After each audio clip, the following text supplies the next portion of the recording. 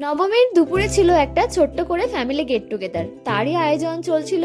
আর এই যে আজ থেকে আমিষ। হাই, আমি Priya, welcome to my mini vlog. তো এটা ছিল নবমীর দুপুরের সাজ। যদিও আমি খুব সকাল সকাল স্নান করে রেডি হয়ে গিয়েছিলাম, যেহেতু বাড়িতে লোকজন আসবে। আর তারপর একটু সকালে নবমীর পুজোটা দেখার জন্য মন্দিরে চলে যাচ্ছিলাম, আমাদের দুর্গা মায়ের কাছে। আর এই যে দুর্গা মা, নবমীর সকালের সাজ মায়ের, কি সুন্দর লাগছে না দেখতে। আর তারপরে বাড়িতে জোর কদমে তোড়জোড় চলছিল রান্না বান্নার। এটা ছিল জাস্ট একটা ফ্যামিলি গেট টুগেদার, জাস্ট বাড়ি, আমার বাড়ি, পিসির বাড়ি, এরকম। আর সকালে ছিল ঘুগনি মুড়ি আর এই মিষ্টি নাড়ু। আর এটা হচ্ছে আমার ফুল মামার বাড়ির গ্যাং। ফুল বলা ভুল, সবাই যেহেতু আসেনি, অনেকেই বাদ পড়ে গেছে। আর এই যে সবাই বলে বাচ্চারা ফোন ঘাটে, এদিকে দেখো বাচ্চাগুলো কিন্তু ফোন ঘাটেনি, বড়রাই ফোন ঘাটছে। আর তারপর বাচ্চা পাটিগুলোকে নিয়ে বেরিয়েছিলাম একটু ঠাকুর দেখার জন্য। আর এই সময় নবমীর হোমের পুজো হচ্ছিল মায়ের কাছে। তাছাড়াও আরও যা যা ঠাকুর আছে সেগুলোর কাছেও হোমের পুজো হচ্ছিল, বেশ ভালো লাগছিল দেখতে।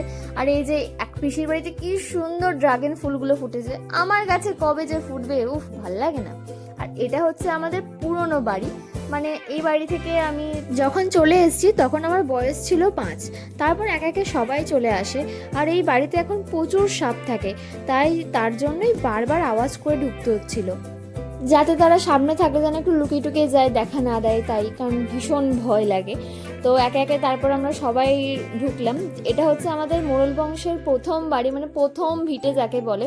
প্রায় 100 বছরের ওপর, যদিও তখন মাটির ছিল, তারপরে আস্তে আস্তে সেটা পাকা হয়, এখন এই অবস্থা। তো বাড়িটার এইরকম জঙ্গলে পরিণত হয়েছে, এরকম একটা অবস্থা, মানে ভুতুরে বাড়ি টাইপের হয়ে গেছে। কিছু করার নেই, মানুষ না থাকলে এরকমই হবে। আর এটা বহু বছরের পুরনো, বললাম তো প্রায় 100 বছর হয়ে গেছে। আর তারপর দুপুরে এসে খাওয়া দাওয়া করেছিলাম। আর নবমীর দুপুরে কি কি খাওয়া দাওয়া হয়েছিল তার ব্লগ একটা পোস্ট করবো, ততক্ষণ সঙ্গে থেকো। ওকে, চলো, বাই।